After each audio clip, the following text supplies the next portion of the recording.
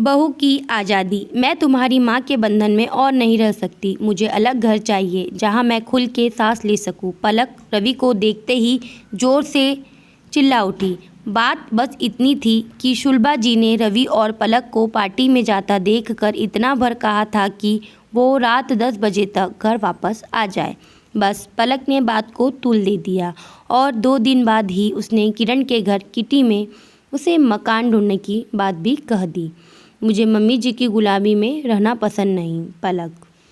तुम्हारी तरह एक दिन मैं भी यही सोचकर अपनी सास से अलग हो गई थी। किटी खत्म होते ही किरण पलक से मुखातिब थी। तभी तो आप आज़ाद हो, पलक ने चहककर कहा तो किरण का स्वर उदासी से भर गया। किरण पलक से 10 वर्ष बड़ी थी। किरण ने कहा, नहीं, बल्कि तभी से मैं गुलाम हो गई। जिसको मैं गुलामी समझ रही थी वास्तव में आज़ादी तो वही थी। वो कैसे पलक? जब मैं ससुराल में थी दरवाजे पर कौन आया मुझे मतलब नहीं था, क्योंकि मैं वहाँ की बहू थी। घर में क्या चीज़ है क्या नहीं इससे भी मैं आज़ाद थी। दोनों बच्चे दादा दादी से हिले थे। मुझे कहीं जाने की पाबंदी नहीं थी, पर कुछ नियमों के साथ जो सही भी थे। पर जवानी के जोश में मैं अपने आगे कोई सीमा रेखा नहीं चाहती थी। मुझे ये नहीं पसंद था कि मेरा पति ऑफिस से आकर सीधा पहले माँ के पास जाए। तो फिर पलक की उत्सुकता बढ़ गई। मैं दिनेश को हर तरह से मना कर अलग घर ले लिया और फिर मैं दरवाजे की घंटी, महरी, बच्चों, धोबी और इन्हीं सभी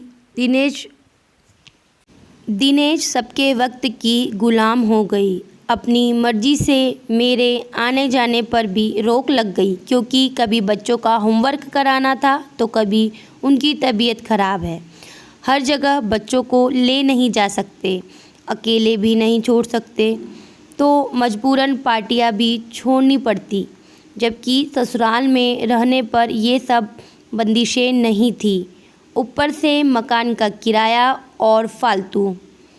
ओ पलक, घर से बाहर कदम रखना बहुत आसान है, पर जब तक आप माँ बाप के आश्रय में रहते हैं आपको बाहर के थपेड़ों का तनिक भी एहसास नहीं होता।